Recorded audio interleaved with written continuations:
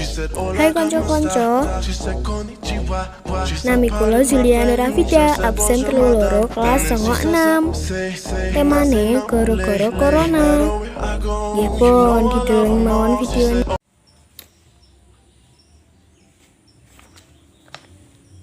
Sekolah virtual utawi daring. Biyen ketemu, saiki ora bisa ketemu maneh. Biyen aku guyu bareng, saiki ora bisa guyu maneh.